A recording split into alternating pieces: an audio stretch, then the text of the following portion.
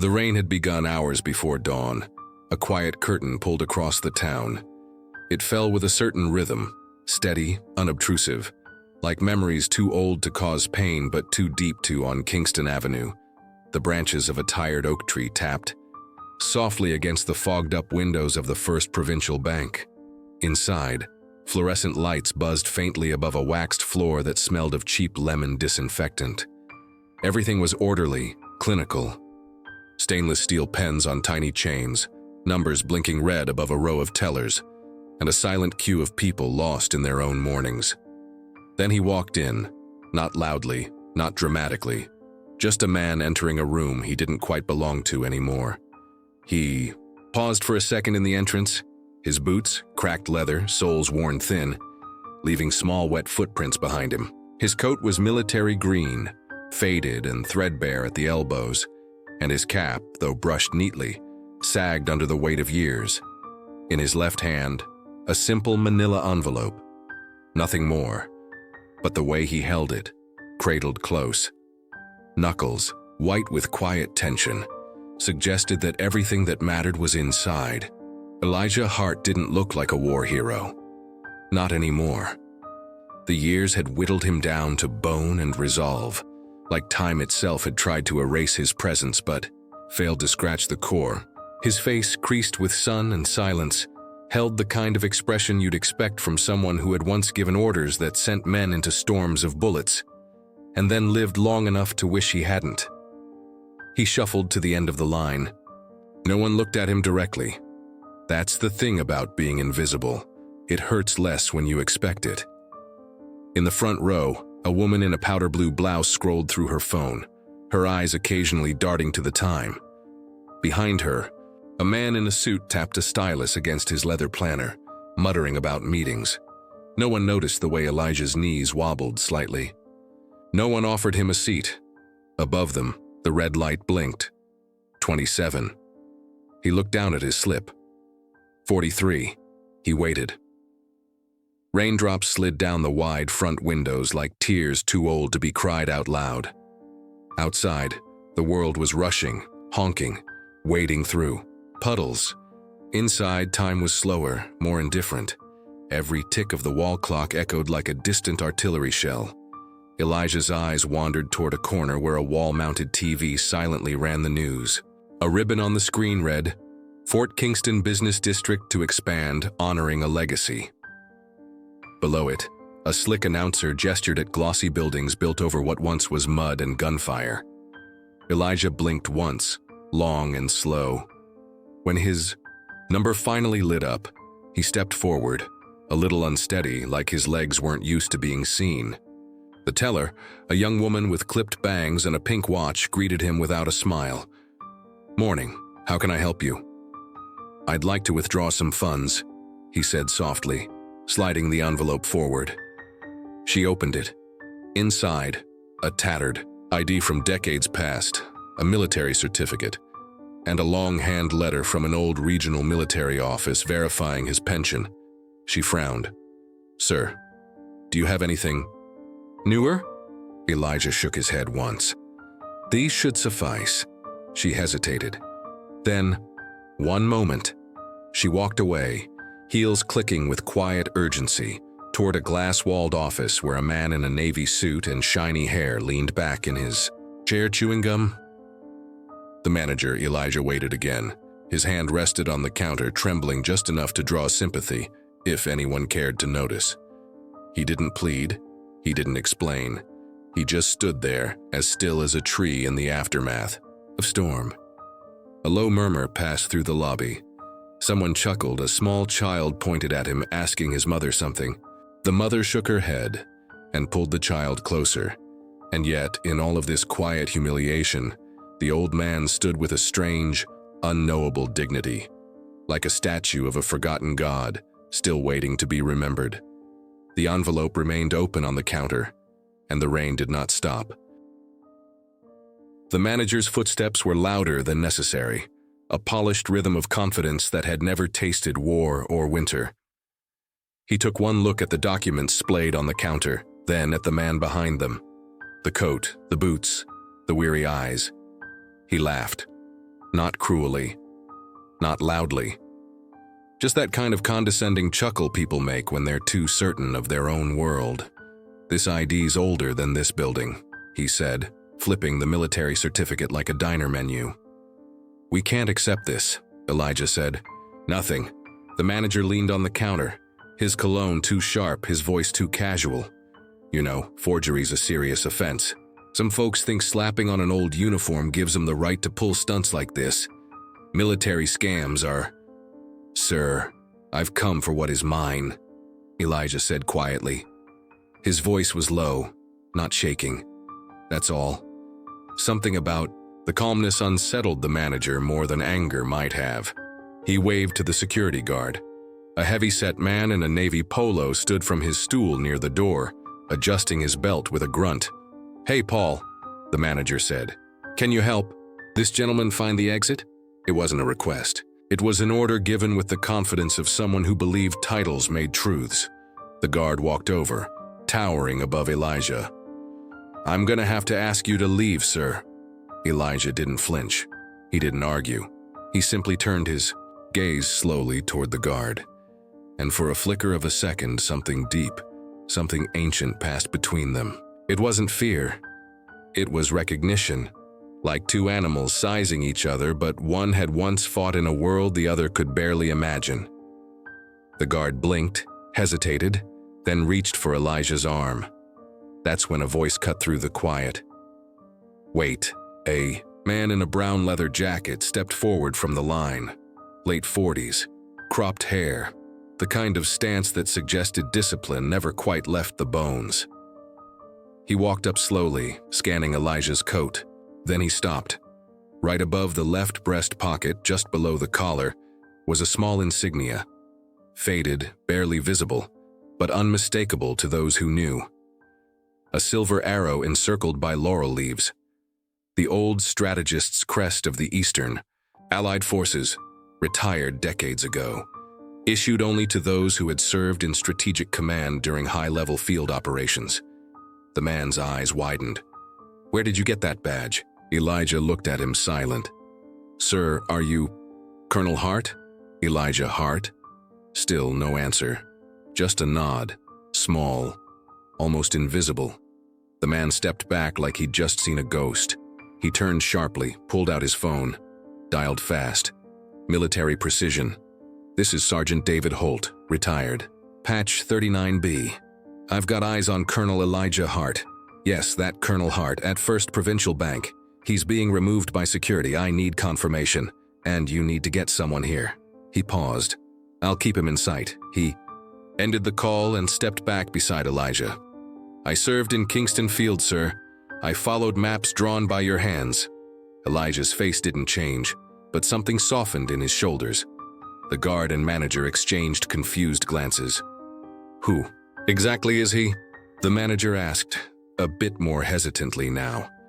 Before Sergeant Holt could answer, the sound of sirens rolled through the air. Not urgent, not screaming, but deep and resonant, like a warning bell. Outside the glass doors, two black vehicles pulled up. Not police, military. The doors swung open and the bank fell into hush. A man walked in, tall, upright, wrapped in a formal military dress uniform that shone with the quiet thunder of command. Stars on his shoulders, gloves tucked neatly under one arm.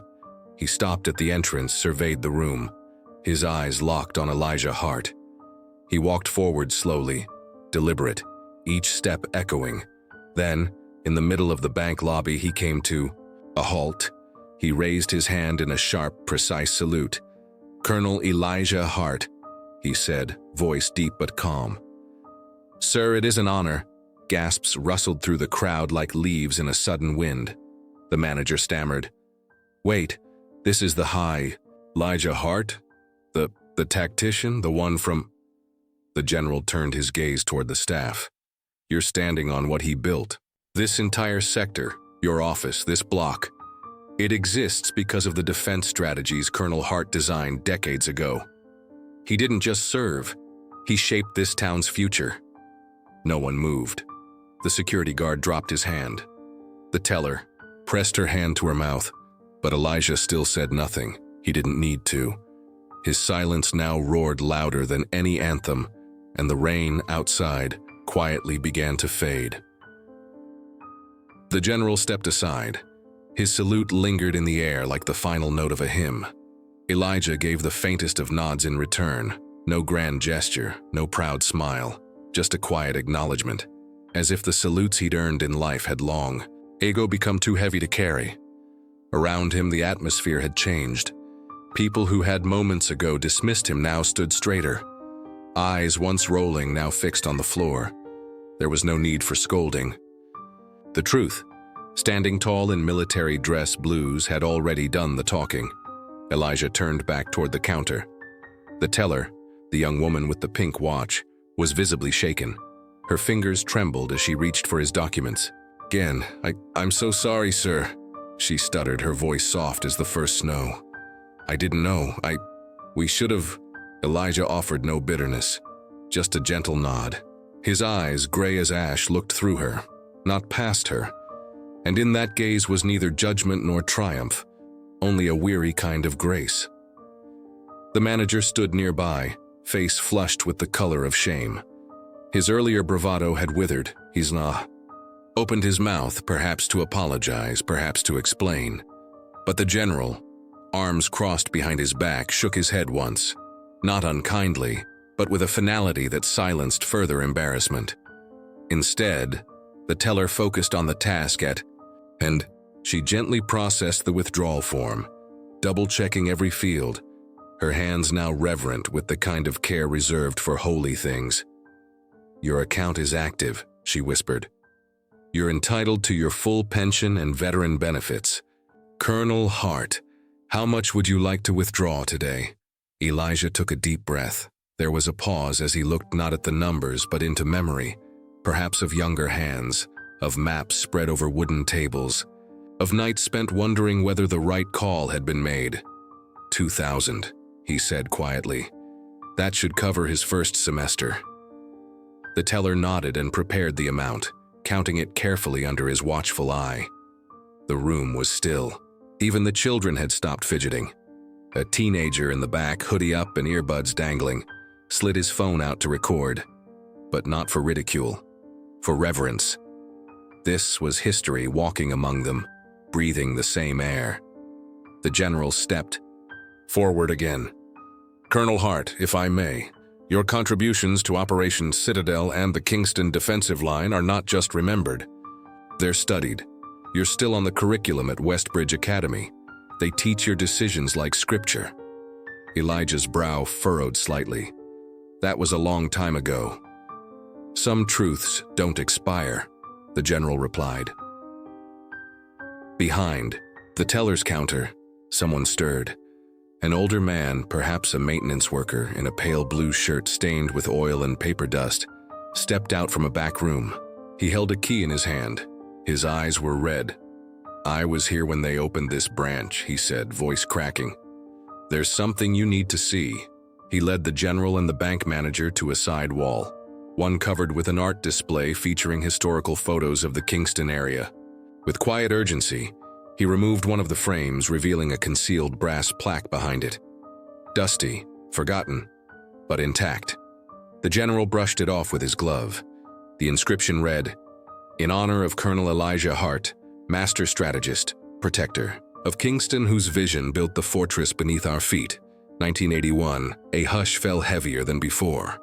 The general turned. "Why was this covered?" The manager shifted awkwardly. "We remodeled a few years back. I didn't know it was there. I swear." The general didn't respond. He simply looked back at the plaque, then at Elijah. "We'll restore it," the older worker said, voice firmer now. "Proper place, front and center." Elijah said nothing, but his hand, the one still holding the envelope with the tuition, curled ever so slightly. Not with anger, not with pride, but with the kind of emotion men like him were trained to bury. Acknowledgement that sometimes the world remembers. The teller handed him the cash in a crisp envelope. "Is there anything else we can do for you, sir?"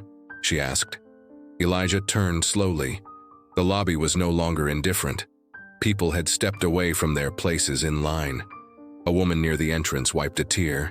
A young man gave a subtle salute. The security guard, who had touched him only minutes. Rigo now stood at attention, eyes forward, feet together, jaw clenched. "No," Elijah said finally. "This is enough." He tucked the envelope into the inner pocket of his coat. Then, without pomp, without music, without needing to reclaim anything, because some dignity never leaves, only waits to be seen again, Colonel Elijah Hart walked toward the exit. The general followed behind, but at a respectful distance, like a student watching a teacher. And as Elijah passed through the doors of the bank, the clouds parted just enough for a blade of sunlight to spill onto the sidewalk, carving a golden path ahead. Not a word was spoken, but inside that bank no one would ever speak of him as just an old man again. Outside, the air was still damp with the last remnants of rain. The sidewalk gleamed in patches, catching light like a memory coming back into focus. Elijah Hart walked with no more haste than he had entered, but now each step carried a subtle gravity, like the world was adjusting itself to the weight of his truth. Behind him, the bank doors didn't close right away. The general stood just beyond the threshold, watching him go. Not chasing, just bearing witness. Inside the bank, the atmosphere had transformed. It wasn't just silent, it was reverent, as though the air itself had shifted molecules to make space for something sacred. The manager sat deflated in his office. The framed diploma on the wall beside him, once a source of pride, now looked gaudy, like a child's certificate hung beside a forgotten medal of war. He rubbed his temple, eyes scanning the open lobby. It was the young teller who moved first. She crossed the room to the plaque, now carefully cleaned and visible. Her fingers brushed the engraved name as if memorizing the grooves. "How did we forget him?" she whispered. No one answered, but the question hung like incense. By the entrance, Sergeant Holt, the retired soldier who had first recognized Elijah, pulled out his phone. Not to call anyone this time, to type. His fingers moved quickly. "This morning, I watched a silent legend almost get thrown out of a bank. Colonel Elijah Hart, the mind behind Fort Kingston's entire defense grid, came to withdraw tuition money for his grandson. He was treated like a criminal until a general showed up to salute him. This man designed the very ground we're standing on. Let this be a lesson. Heroes don't always wear the years well, but some names deserve the world to stand still." He hit post. Within minutes, the story began to move. A ripple, then a wave, on phones, on feeds, across chat threads and veteran forums. Clips of the moment the general saluted him were uploaded. Slow-motion replays, zoomed-in shots of the strategist's crest. Threads detailing Operation Citadel, Reddit deep dives, hashtags like Tice Colonel Hart, I've forgotten no more. Silent salute. And somewhere in that storm of recognition, a boy sat on the wee edge of his bunk bed staring at his phone. The grandson. His name was Samuel. 17, lanky and quiet like his grandfather. He'd grown up on vague stories, whispered mentions of what Grandpa used to be. But he never really knew. Until now, his classmates were sharing the video in their group chat. "Dude, that's your grandpa. Is this real? That's insane. He's a literal war legend." Samuel stared at the screen, stunned. It wasn't just a trending clip. It was history finding him, calling him by name. His heart pounded, his throat tightened. He didn't know what to feel first, pride or guilt. Then he heard the door creak open downstairs. Quiet footsteps. Samuel rushed down the stairs, slid to a stop. There stood Elijah in the hallway. Damp coat, scuffed boots, envelope in hand. No fanfare, just a grandfather, returning from the past to give something for the future. They looked at each other. Samuel opened his mouth, but no words came. Instead, he stepped forward and hugged him, tightly, arms wrapped around the frame of a man who had stood alone for far too long. Elijah froze. Then, slowly, he lifted his arm and returned the embrace. When they pulled apart, Samuel looked at him with wide, searching eyes. "I saw the video," he whispered. Everyone's talking about you." "I didn't ask them to," Elijah replied softly. "I know. That's why they are." He handed over the envelope. "Your education matters. Use it well. Think strategically." Samuel gave a tearful smile. "Just like you?" Elijah shook his head. "Better than me, you'll have time." They sat together in the living room for a while. No TV, no noise, just the clock ticking and a quiet warmth returning to a house that had long gone still. Back at the bank, the general was giving one last instruction before leaving. "I want a full display created in the main lobby. Colonel Hart's story, his maps, his legacy. This place should never forget who made its safety possible." The staff nodded. As the general turned to leave, he paused by the exit. He didn't speak to anyone in particular. Maybe to the air, maybe to the idea of who Elijah had been to all of them. "You don't have to speak loudly," he said. "Not when your silence can echo across generations." And with that, he stepped outside, following the trail of wet footprints that had long since dried but somehow still remained. A week passed, and in that span of quiet days and faster nights, something changed in Kingston. Not the streets or the skyline, but the way people looked at each other, at the ground they walked on, at the shadows that passed them by, as if they had suddenly remembered that legends were not forged by gods, but by men who looked just like the ones they ignored. The bank held a ceremony. They called it a restoration of honor, not a celebration. That would have cheapened it. It wasn't balloons or press. It was restraint, dignity. A small group gathered in the lobby, standing before the newly installed exhibit. A brass plaque now gleamed at the heart of it, polished and recentered beneath a pane of clear glass. Beneath it, a faded tactical map. Colonel Hart's original design for the defense grid that would one day become Kingston's downtown. Annotated by hand, strategic lines drawn with a clarity that still astounded military analysts. Beside it, a black and white photograph of a much younger Hart, broad-shouldered, square-jawed, eyes already burdened by knowledge. No medals displayed. Just the quiet uniform of duty. The general stood by the display in civilian clothes this time. He wasn't giving a speech. He just stood there, explaining Hart's plans to school children on a field trip. He pointed to lines on the map. This wasn't just a defensive strategy. It was a philosophy. To protect civilians first, assets second. The children listened, wide-eyed. One of them raised his hand. "Is he still alive?" The general nodded. "Very much so. He walks among you." Elijah didn't attend the unveiling. When invited, he had politely declined. "I was just doing my job," he had told the organizer over the phone. "Let the story speak now.